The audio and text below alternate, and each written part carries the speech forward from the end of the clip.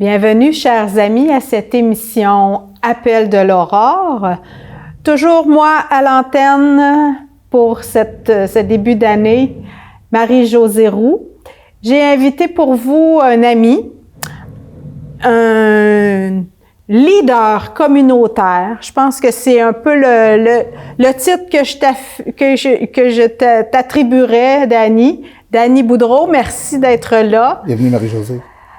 Dany, j'aime ta façon d'accueillir les gens dans la communauté que tu fréquentes. Tu es toujours depuis des années à l'Église Sainte-Famille, celui qui accueille les gens avec d'autres. Oui. De plus en plus, ça circule en équipe. Tu es aussi l'animateur, je dirais, pour bien choisir les mots, l'animateur de l'équipe locale de proximité, c'est-à-dire de l'équipe qui prend soin de toute la liturgie et de la communauté Sainte-Famille. Exactement, ça fait quelques années, là, puis c'est un rôle qui me plaît, là, je veux dire. Qui te plaît, que tu t'es comme attribué par la présence, par le...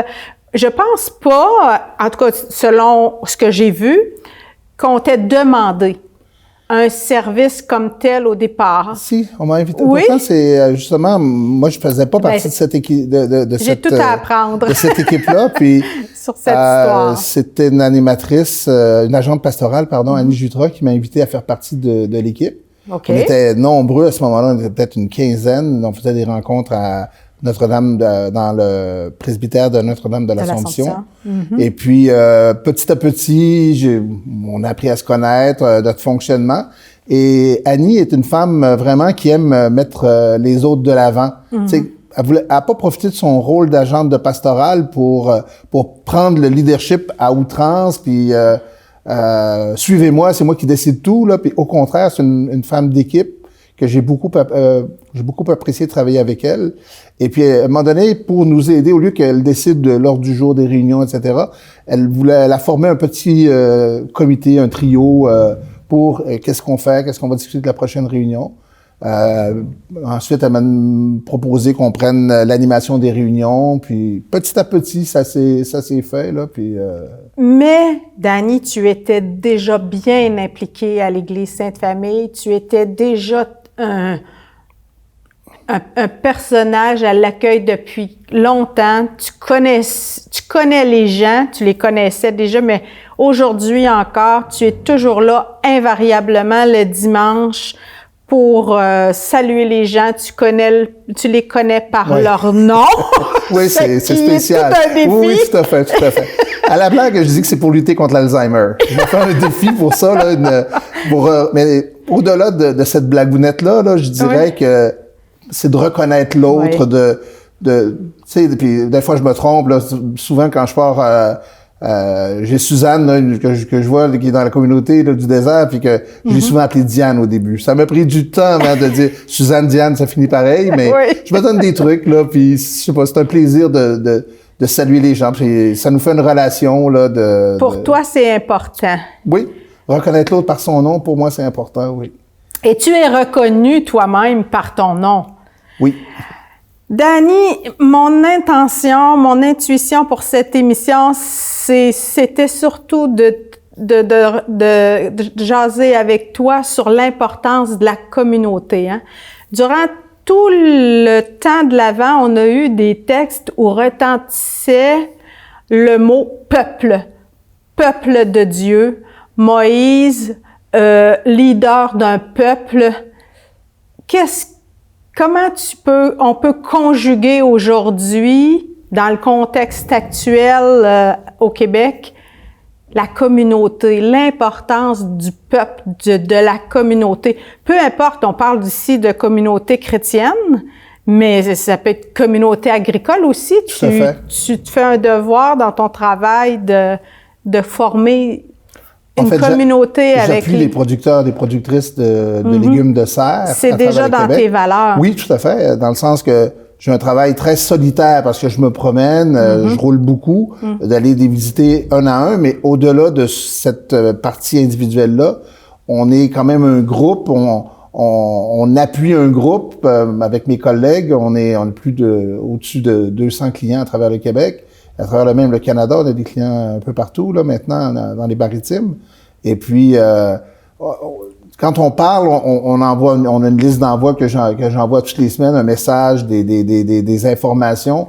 Et je sens vraiment que on est un groupe. Vous êtes une communauté. Exactement. Vous êtes une... Tout à fait. Puis pour moi, ça a toujours été important dans ma vie, là, cet aspect-là de communauté, que ce soit dans la foi, mais quand je vivais en Afrique, je vivais à travers des communautés locales dans lesquelles je m'intégrais, j'ai appris le dialecte local, mais il y avait aussi une communauté canadienne qu'on se regroupait aussi, les coopérants, quand j'étais au Sénégal ou au Mali, là où j'ai œuvré. Quel est l'apport de ton séjour justement en Afrique dans cette espèce d'intégration de cette valeur communautaire? Est-ce que tu dirais que ça a fait une différence pour toi? C'est certain. Vivre 9 ans? Tu as été 9 ans en Afrique? Tout à fait. J'ai vécu 9 ans, 6 ans au Sénégal, où j'ai rencontré ma conjointe, où ma première fille est née. Ben, j'ai vécu aussi 3 ans au Mali. Qu'est-ce que ça a pu faire? Ben, c'est certain que l'Afrique, c'est le continent en croissance, où est-ce que la démographie est galopante, mais malgré ça, l'individu, à travers le groupe, est important. Je pense que c'est là que j'ai découvert la place des petits, je l'avais déjà un peu, parce que j'avais d'autres expériences au Saguenay avec des personnes des personnes handicapées intellectuellement, avec qui j'ai travaillé, avec qui j'ai eu aussi des loisirs. Mais là-bas, j'ai pu le voir d'une autre manière sur l'échelle, comment dirais-je, d'une façon macro, je dirais, là, puis micro pour moi personnellement, mais macro de par l'ensemble de monde. Quand tu es dans un stade de 100 000 personnes pour regarder un match de football ou de soccer, comme on appelle ici, là, football comme ils appellent là-bas, c'est fou de voir la force du groupe, les masses ensemble. J'étais dans un milieu musulman, les prières à l'extérieur, parce que quand la mosquée est pleine, eux, ils se gênent pas, on prie dans la rue, puis on prie. Puis ça, je parle des musulmans, mais moi, je suis chrétien, je suis catholique, puis j'ai fréquenté aussi la communauté catholique là-bas. On avait aussi nos rassemblements, les fêtes, puis les musulmans se joignaient à nous lors des fêtes. Le Sénégal était vraiment un beau pays là, d'œcuménisme, au-delà du sens chrétien, de tout l'œcuménisme. On est tous des croyants et les catholiques faisaient la fête avec les musulmans lors des fêtes musulmanes et vice-versa. Les musulmans faisaient la fête avec les Canadiens, les chrétiens, pardon. Les Canadiens aussi, mais les chrétiens surtout, lors des fêtes chrétiennes comme Noël, Pâques, même là-bas, ce qui est très important aussi, la 15 août, comme on dit, la fête de l'Assomption. Donc, toutes les fêtes religieuses étaient l'occasion de faire la fête tous ensemble. Oui, il y avait des moments qu'on se recueillait, nous, dans l'église ou en famille, mais après, on se recueillait ensemble, on faisait la fête ensemble, de part et d'autre. Il y a toujours eu ce respect-là. Pour moi, c'est une belle manière de voir la laïcité, là, dans le sens que le Sénégal est un pays laïque, mais où les religions sont très importantes dans le respect. Puis ça, j'ai toujours apprécié ça de ce pays en particulier. On reviendra à la laïcité ici au Québec, mais ce qui m'étonne, Dany, c'est que tu dis, c'est important pour moi de connaître le nom de chacun, et puis en même temps, c'est ce qui fait qu'on fait communauté. Il y a comme une interrelation, oui, c'est presque incohérent, mais en même temps, ça a plein de sens. Chaque individu du groupe est important, puis c'est comme ça qu'on fait une communauté où les liens sont serrés. Oui, c'est ce que je comprends de ce que tu viens de...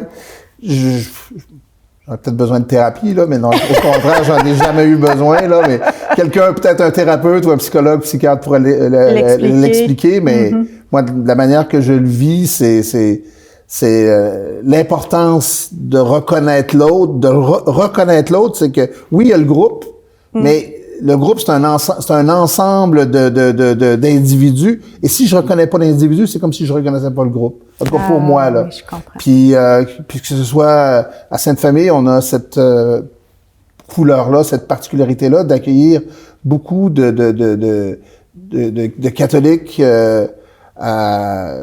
avec des ceintures fléchées de toutes les couleurs, des couleurs canadiennes, des couleurs sud-américaines, des couleurs africaines. Oui. Et puis c'est de plus en plus multiethnique, oui, coloré. Puis d'ailleurs, il y a une célébration qui est spécialement dédiée à l'interculturel. Effectivement. Le premier dimanche du mois, on invite tout le monde là, puis où est-ce que, je veux dire, les premiers avec qui on a développé cette activité-là, c'était, je me souviens de Carlos puis Yves entre autres là, puis oui.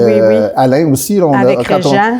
Avec Abbé Régent Couture, quand on déplaçait ça, quand on développait ça, c'était des chants en espagnol, puis même on le fait une fois par année parce que la communauté espagnole a cette chance-là d'avoir une langue commune espagnole puis les chants en espagnol. Une fois par année, on le fait avec la communauté africaine aussi. En été, là, où est-ce que... Mais la communauté africaine vient de plusieurs pays. C'est plus récent. Oui, ça fait 2 ans qu'on le fait, là, une célébration avec des chants africains, des danses africaines, des couleurs africaines aussi. On a même la chaleur africaine, parce que souvent, quand on le fait au mois de juillet, il fait très chaud, là, puis mais ça donne la couleur à cette célébration-là d'ouvrir. Puis on l'a même fait avant les fêtes, on a fait une célébration en langue anglaise. Un samedi après-midi qu'on a fait ça, là, puis... Grâce à l'arrivée du Père Willy. Exactement. Puis ça a été vraiment, là, ça a été une belle célébration parce que c'est ce que, quand on s'est rencontrés quand tu m'as invité pour cette entrevue, je venais justement de vivre cette activité-là, puis... Tu sais, quand on est une communauté à l'extérieur, comme j'ai pu vivre en Afrique, et eux peuvent vivre ici, là, nous, il y avait beaucoup de personnes de la communauté philippine lors de notre célébration.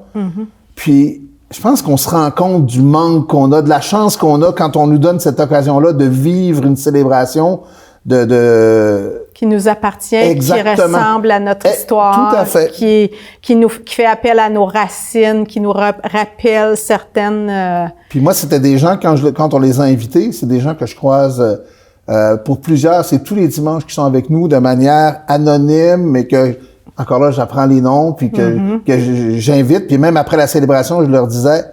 Vous pouvez revenir dimanche prochain, là, hein? Tu sais, je veux dire, on a eu du plaisir ensemble aujourd'hui. Ça va être en français. Mais je vous cacherai pas qu'un de mes buts personnels, à travailler avec l'équipe mandatée, avec l'équipe pastorale, bien sûr, c'est que, on est pour les gens de langue anglaise, qu'on a une célébration en français, en anglais, une fois par mois. Ça, c'est vraiment un objectif personnel pour moi.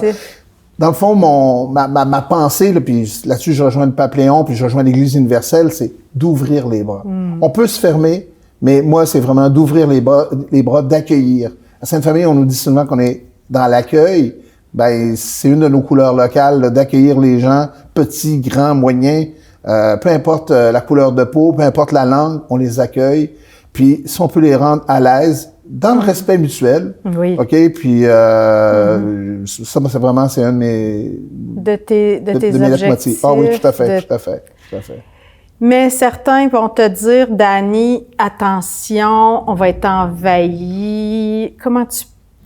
Est-ce qu'on perd de notre couleur à vouloir trop s'adapter? Comment tu répondrais à ce genre de questions?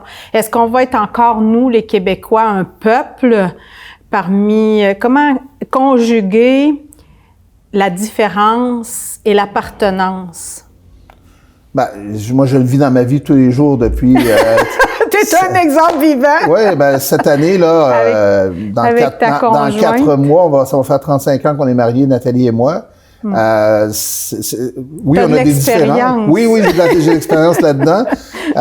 Puis le résultat, je le vois à travers mes 4 filles, qui sont, à la blague, je les appelle mes bleuets, parce que l'aînée est née au Sénégal, mais les 3 autres sont nées à Chicoutimi. Je les appelle mes bleuets au chocolat, mais les 3 dernières, là. Puis dans les couleurs de bleu, dans le chocolat, dans les bleuets, c'est toujours bleu. Ça, y a pas de problème. Mais le chocolat, lui, il y a toutes sortes de couleurs. Puis mes filles représentent bien les types de chocolat qu'on peut avoir, chocolat blanc, chocolat foncé, chocolat... puis c'est une blague, bien sûr, mais non, au-delà de la blague, c'est cette différence-là, cette mixité-là qu'on peut Conjuguer, exactement.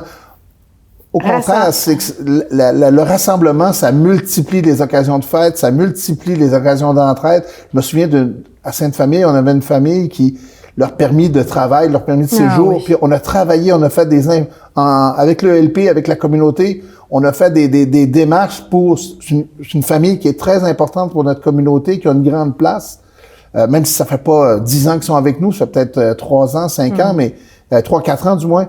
Mais non, c'est une occasion justement de faire ensemble, de multiplier notre amour à la manière de Jésus. Jésus n'était pas celui qui se refermait, celui qui s'ouvrait. C'est vraiment lui, en tout cas personnellement, mon guide pour me dire comment agir, comment penser à la manière de Jésus.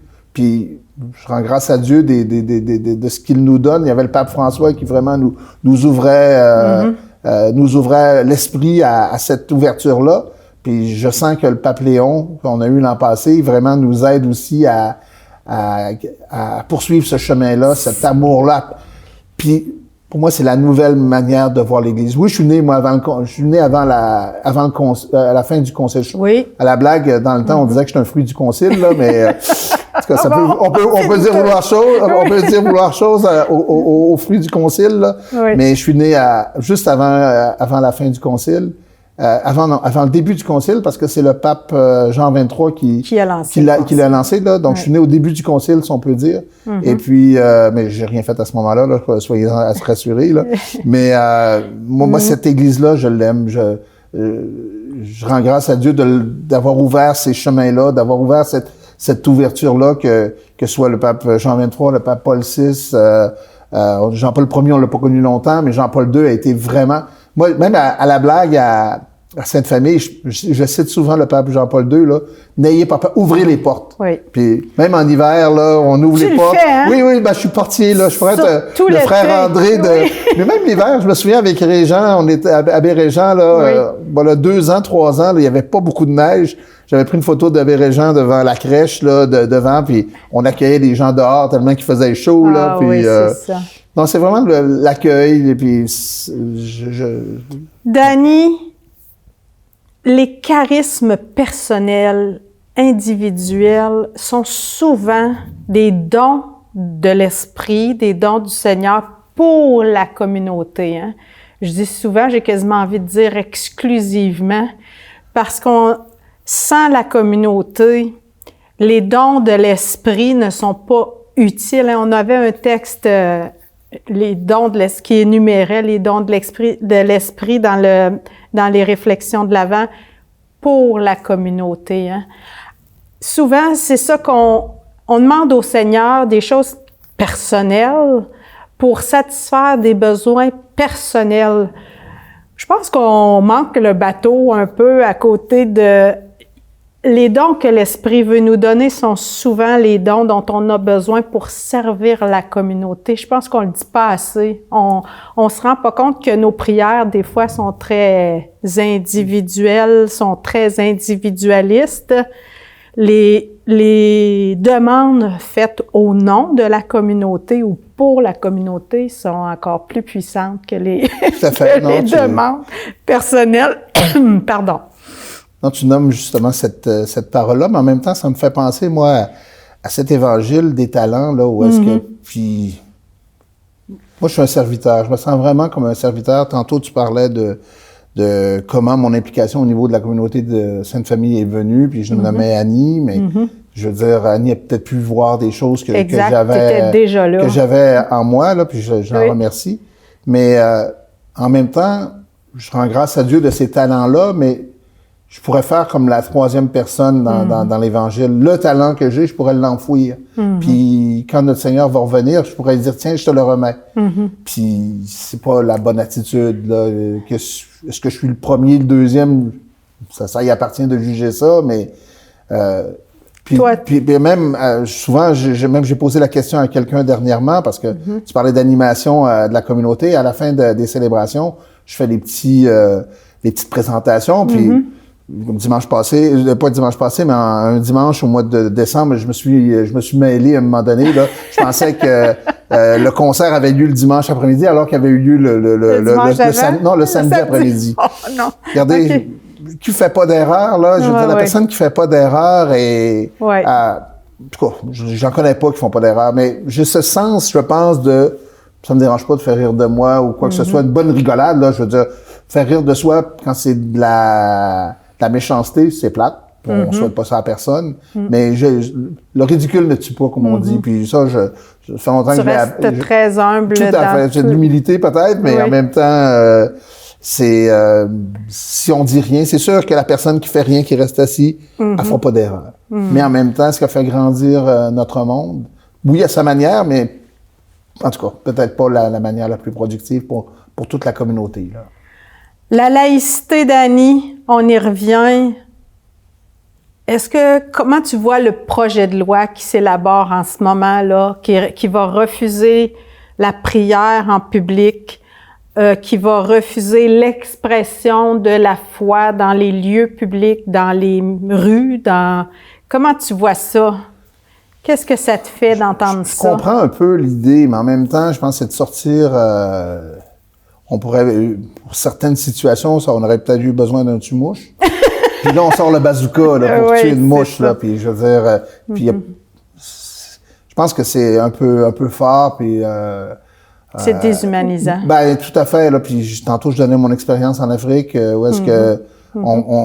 puis, il n'y a pas à dire, les musulmans sont majoritaires, ils sont 85% au Sénégal. Donc, on pourrait utiliser... Je veux dire, c'est pas de vivre et laisser vivre, mais tu sais, je veux dire, au contraire, il faut cultiver nos relations dans les différences. Puis, je me souviens d'un de mes collègues au Sénégal qui, lui, était dans un groupe